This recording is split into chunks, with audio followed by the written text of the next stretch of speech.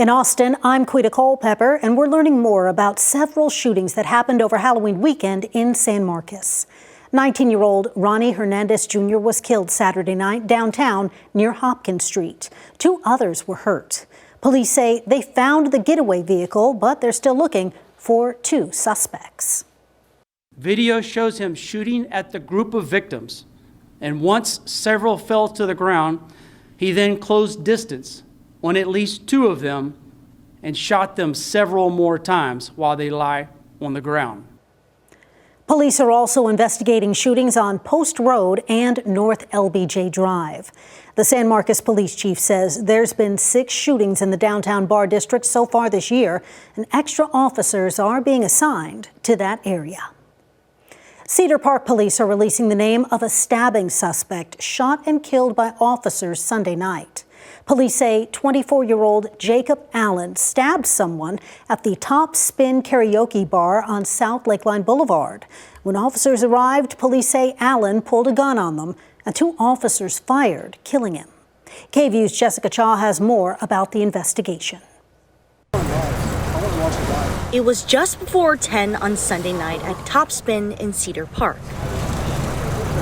You'd usually hear music at this karaoke bar, but last night, neighbors heard sirens. We live right down the street, so it was rare, like such a rare occurrence to even hear the fire and the police and all that stuff. Those police were responding to calls of a stabbing at Top Spin. Once they arrived on scene, they discovered a victim had been stabbed multiple times, was rushed to the hospital. Cedar Park Police Chief Mike Harmon says then police located the person suspected of stabbing the victim, who drove off on his motorcycle, leading police on a chase. He was on a motorcycle, got off his motorcycle and brandished a weapon at the officers. Officers shot and killed the suspect. Hopefully it's a one-off thing because that's not the norm in our area. That's not anything we've ever been worried about.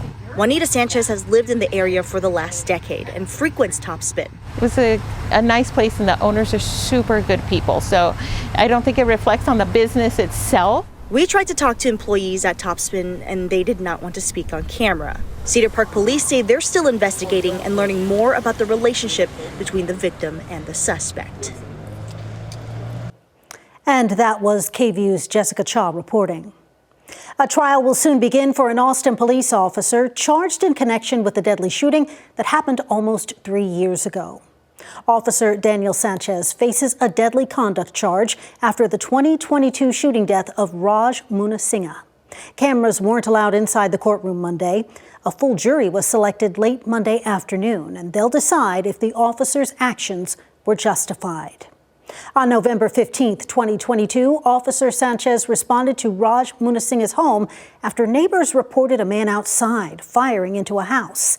That man was later identified as Munasinghe. When officers arrived, they ordered him to drop his weapon. But almost immediately after giving that command, body camera video shows Officer Sanchez opening fire. Munasinghe's family says Raj believed there was an intruder inside his home, and that's why he was outside holding a gun. Opening arguments in the case are expected to start on Thursday. Well, many of you are feeling the impact of the government shutdown, including air travelers. The Federal Aviation Administration issued another ground delay at Austin's airport Monday afternoon. Arriving flights were delayed for about an hour. So you're going to want to be sure to get to the airport ahead of time if you plan on catching a flight this week. A lapse in SNAP benefits is leaving nearly 17,000 people in Hays County struggling to put food on the table.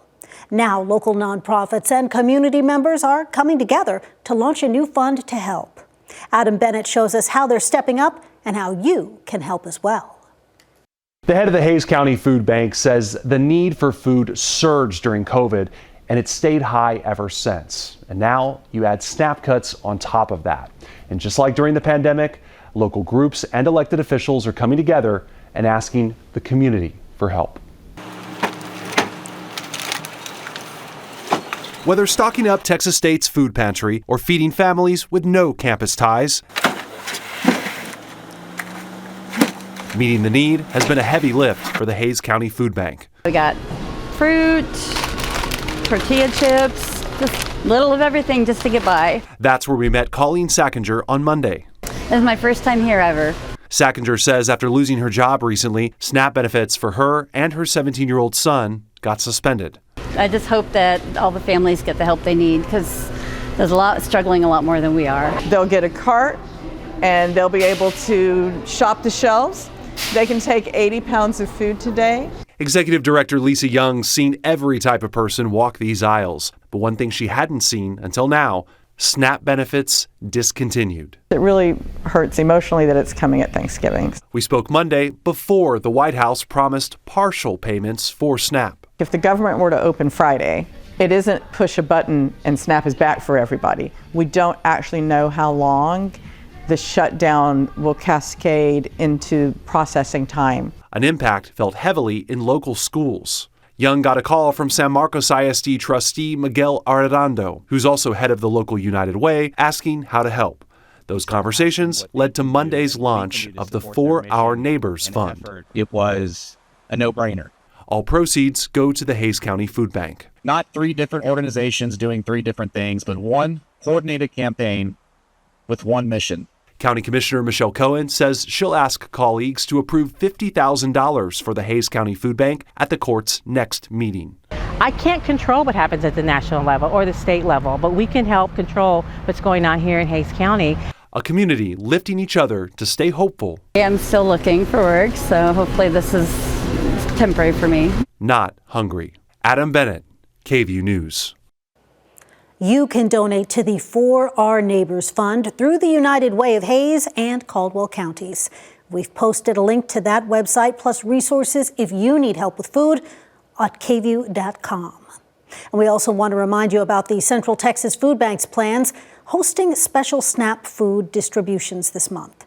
Those are listed on your screen, and food bank leaders say anyone can show up and get help. Those are the headlines happening in Austin. I'm Quita Culpepper.